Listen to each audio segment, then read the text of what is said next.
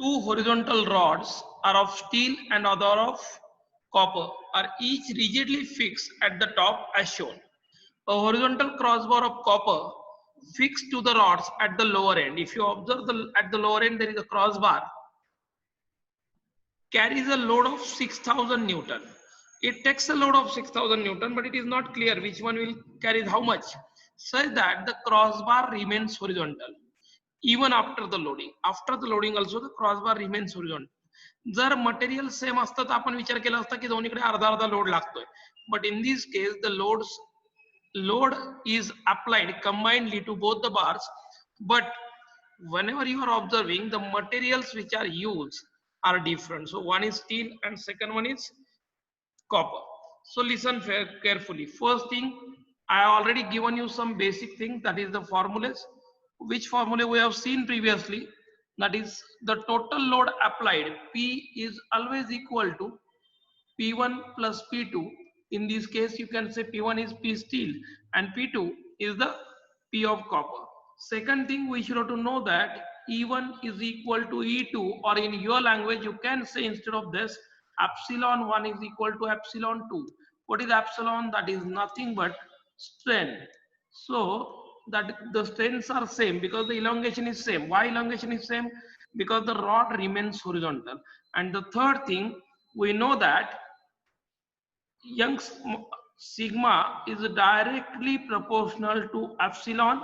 So sigma is equal to E into epsilon.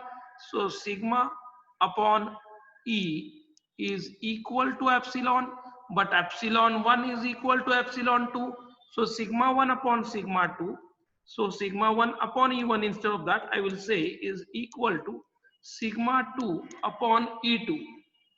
So if I go into the detail, I can say sigma 1 is equal to sigma 2 into E1 upon E2, and this basic will be required throughout solving.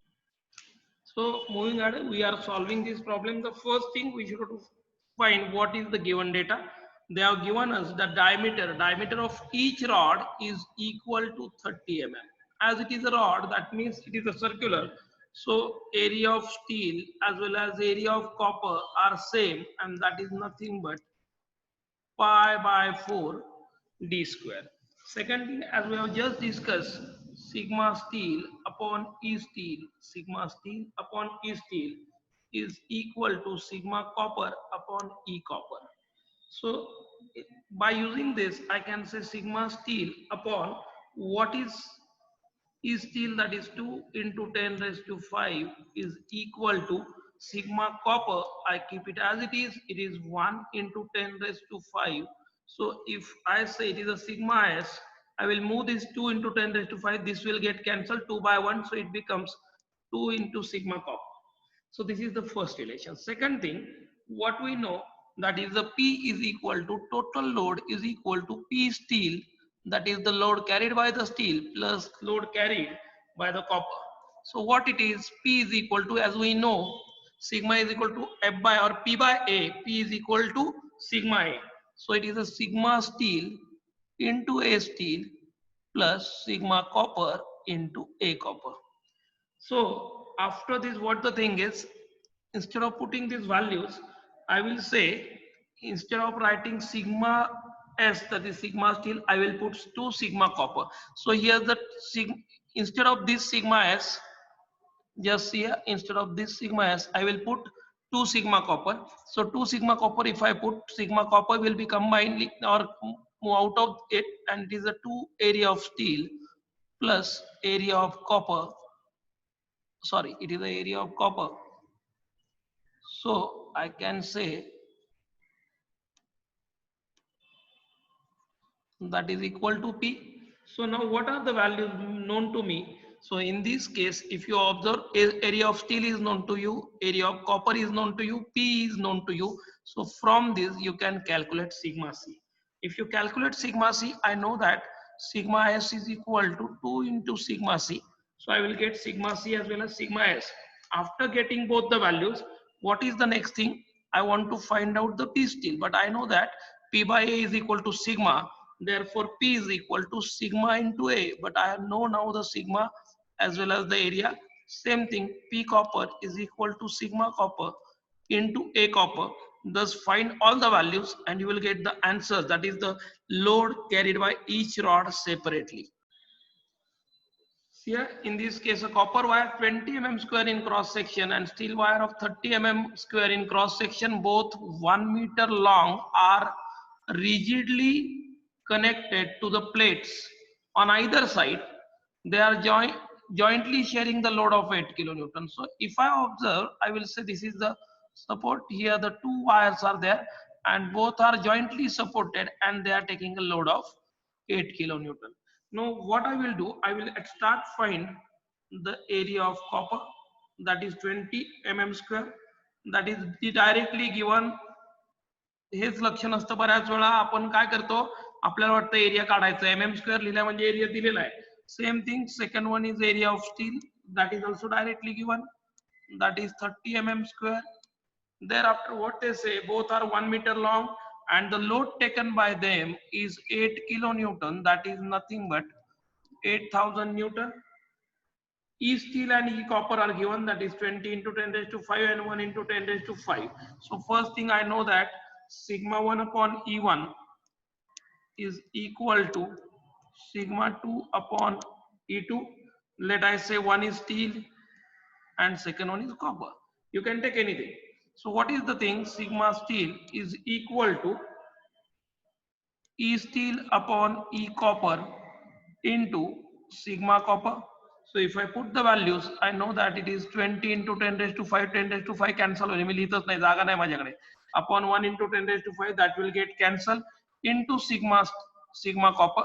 So that is 20 sigma copper is equal to sigma steel.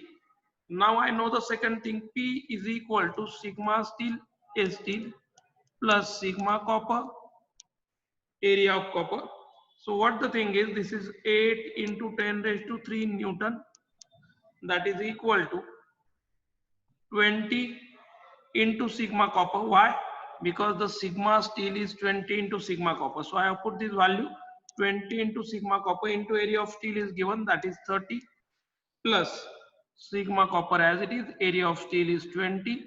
So I can take out the sigma copper common. So it is a 20 into 30, 600 plus 20. I think it is a 620. That is equal to 8 into 10 raised to 3.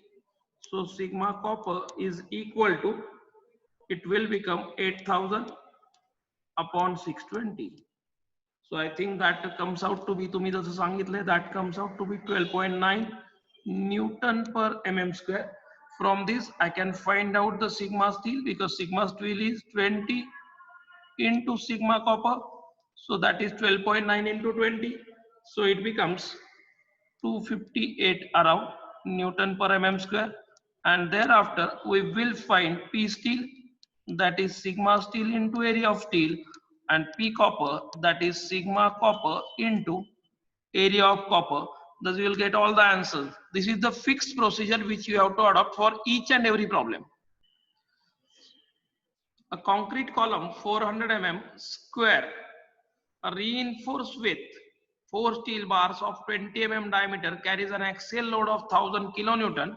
Determine the stress induced in each material. So first thing I will calculate the area of column. So in this case, what is the area of column? Area of column is, as it is a 400 mm square, so it is a 400 into 400, that is nothing but 16 into 10 raised to 4 mm square. Thereafter, area of steel is equal to 4 rods are there and each is having a diameter of 20 mm, so it is a pi by 4 20 square. So that is equal to, I think it totally comes out to be 1256.64 mm square. Thereafter, I will find the area of concrete. Why I find the area of concrete? Because these are the two separate materials. That is the area of column minus area of steel. So area of column minus area of steel, that is 16, 1, 2, 3, 4 minus 1256.64. So what I will get here is 158,743.36. This is also mm square. So now I am having the area of steel as well as the area of concrete. But what they have given, they say is steel is equal to 18 into E concrete. But I know that sigma upon E, that is sigma steel upon E steel, is equal to sigma copper upon E copper, concrete. So what will happen? Sigma steel upon sigma copper, sigma concrete is equal to E steel upon E concrete. That is already given to me. That is 18. What it indicates, sigma steel is equal to 18 sigma copper. So I don't have to calculate that thing separately. So P, that is the total load, is equal to sigma steel into area of steel plus sigma copper into area, concrete into area of concrete. So it is equal to, what is the total load given here? That is, I think, 1000 kilonewtons. So it is 1000 into 10 raised to 3 is equal to, I will put sigma steel as a 18 sigma copper, so sigma concrete. So sigma concrete is common. 18 into area of steel plus area of concrete. So what I will get is sigma concrete is equal to 1000 into 10 raised to 3, that is nothing but 10 raised to 6 upon a 18 into area of steel plus area of concrete. So from this I will get sigma steel, sigma concrete, and I know that sigma steel is equal to 18 into sigma concrete. And if I want to calculate the loads, I know that P steel is equal to sigma steel into area of steel, whereas P concrete is equal to sigma concrete into area of concrete. Now just use the calci and find out the correct answers.